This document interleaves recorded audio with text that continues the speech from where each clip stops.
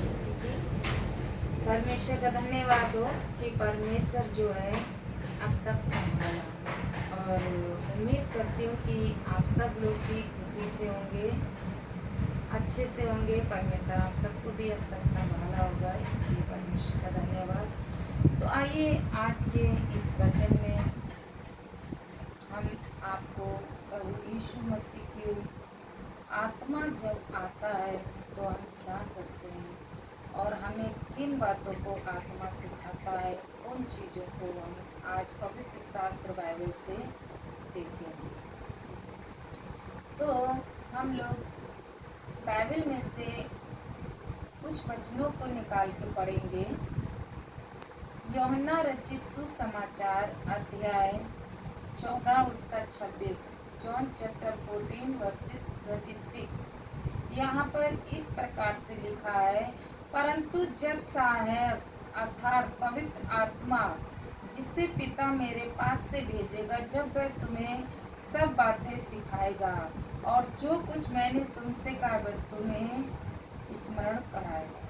प्रिय लोगों, यहाँ पर वचन में जो है लिखा हुआ है, प्रभु यीशु मसीह जब चेलों के साथ में यानी इस पृथ्वी पर थे तब का ये वचन है। तब वो बोलता है जब पवित्र आत्मा आएगा, यानी मेरे जाने के बाद जब पवित्र आत्मा आएगा तो वो सहायक के रूप में आपके साथ में बातें करेगा और वो बातें भी बताएगा जो मैं तुम्हें कर रहा हूँ, तुम्हारे साथ तुम्हें समझा देगा। क्योंकि उस समय आत्मा तो था लेकिन प्रभु यीशु मसीह के द्वारा ही काम करता। लेकिन जब प्रभु यीशु मसीह जीवितों में से जी उठने के बाद जब चले गए, उसके बाद पवित्र आत्मा आया।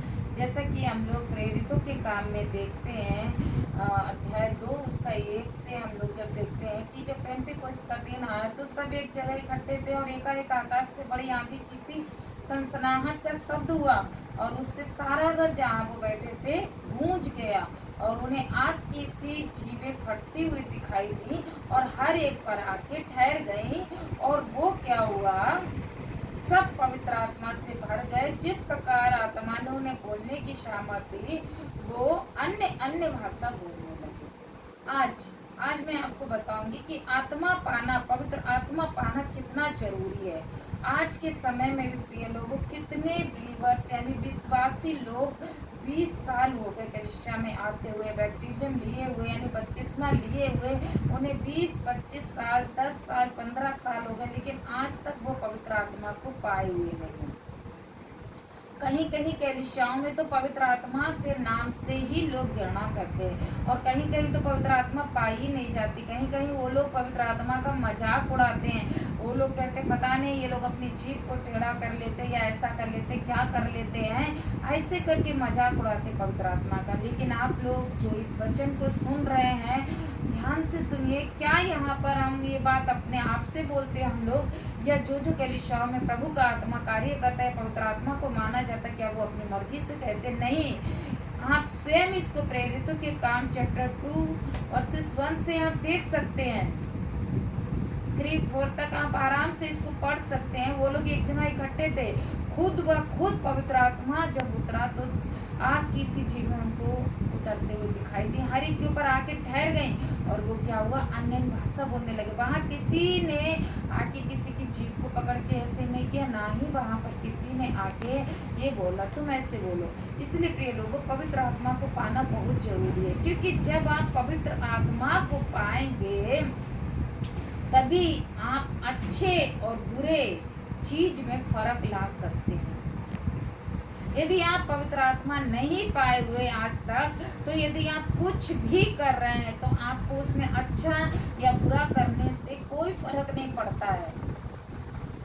हम लोग कई प्रिय बहनों के विषय में देखते हैं, ज़्यादातर बहन लोग पाप कर देते, लेकिन उनके अंदर जब आत्मा काम नहीं करता तो वो सोचते ये सही काम मैं कर रही हूँ, मैं जो कर रही हूँ ठीक कर रही हूँ।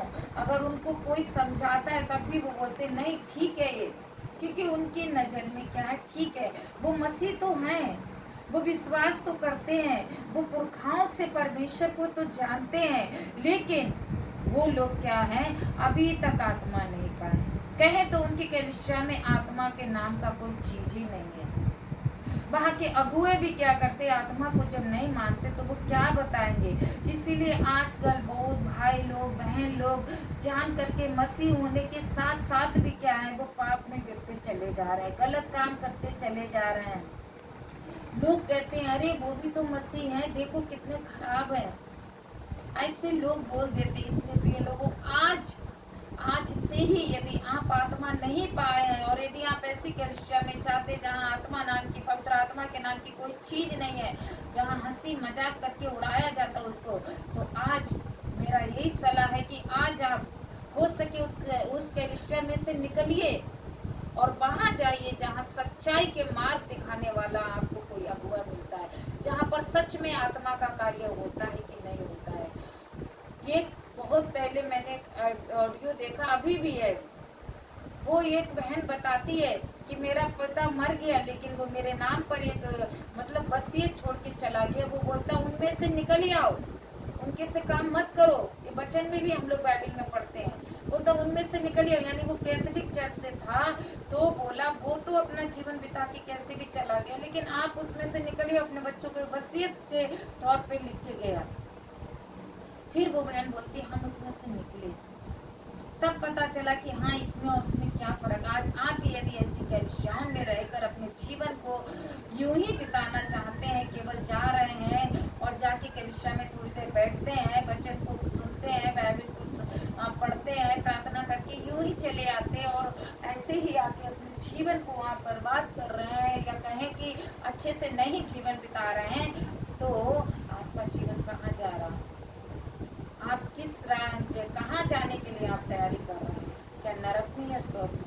यदि ऐसा है तो आज ही आप अच्छे से कलिसिया में जाइए और प्रभु को अपने दिल में जगह दीजिए और बोलिए प्रभु हमसे गलती हो गई, अपनी आत्मा को मुझे दे, मेरे अंदर अपनी आत्मा को दे के मुझे अपनी अगुवाई में चला। क्योंकि यहाँ पर प्रभु का वचन कहता है जब पवित्र आत्मा आएगा, जब पिता भेजेगा, जब आएगा तब तुम्हें क्या है सही बातें बताएगा। हम लोग इसी जॉन में ही हम देख सकते हैं 16 का यहाँ 13 में इस प्रकार से लिखा है, 16 का 13 में लिखा है, परंतु जब अर्थात सत्य का आत्मा आएगा तो तुम्हें सब सत्य का मार्ग बताएगा, क्योंकि वह अपनी ओर से ना कहेगा परंतु जो कुछ सुनेगा वही कहेगा, आने वाली बातें तुम्हें बताएगा। तब जब आत्मा सत्य का आत्मा आएगा तब तुम्हें सत्य का मार्ग दिखाएगा, तब आपको सत्य का मार्ग दिखाएगा।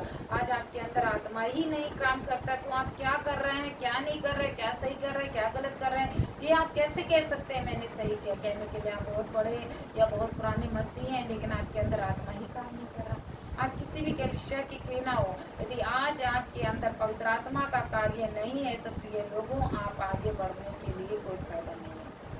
क्योंकि जब आत्मा ही आपके अंदर काम करेगा तभी आप अच्छे बुरे का पहचान करके आगे बढ़ सके, तभी आप आत्माओं को परख के आगे बढ़ सकते, तभी आप समझ सकते कौन कैसा है, क्योंकि आत्मा ही आपको अच्छाई और बुराई की बातें बताएगा। तभी आप लोगों के विषय में देख सकते हैं अच्छा व्यक्ति है कि नहीं है, तभी आप अपने अंदर से अनुभव कर सकते हैं। और पवित्र आत्मा ही है जो आपको अच्छे से गहरे से लेके चल सकता है। हर एक लोगों को कुछ ना कुछ सीखने के लिए किसी न किसी की जरूरत पड़ती, जैसे कुछ भी आप लैंग्वेज सीखिए या पढ़ाई कीजिए, टीचर की ही आवश्यकता है, बिना टीचर के कुछ भी आप कर नहीं सकते। उसी प्रकार से पवित्र आत्मा यदि आपके अंदर कार्य कर रहा तभी आप अच्छे से अपना जीवन भी बिता सकते हैं, प्रभु के कार्य को भी अच्छे से कर सकते हैं, लोगों को अच्छे से बता भी सकते हैं, खुद का जीवन भी अच्छे से व्यतीत कर सकते हैं, पाप में गिरने से बच सकते हैं, बुराई करने से बच सकते हैं, झगड़ा करने से बच सकते हैं, श्रापों में कितना भी पुराना श्राप है उसको भी आप पवित्र आत्मा की सहायता से तोड़ के आगे बढ़ सकते हैं, क्योंकि परमेश्वर आपके साथ है।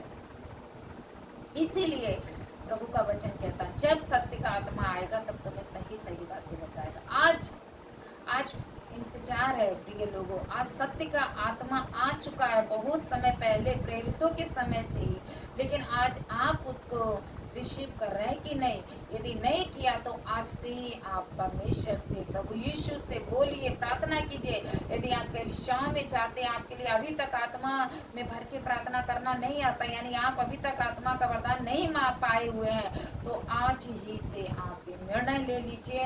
संडे कलीसिया में जाइए, लोग पवित्र आत्मा में भर के प्रार्थना करते हैं, आप भी पवित्र आत्मा में भर के जैसा आपको मुंह से निकलता है वैसा ही बोलिए और प्रभु से बोलिए, प्रभु मुझे अपने आत्मा से भर दे। ऐसा कहेंगे तो परमेश्वर आपकी प्रार्थना को सुन के उत्तर देगा और आपको आत्मा से भर देगा। प्रिय लोगों, आज के वचन के द्वारा परमेश्वर आप सबको आशीष करें।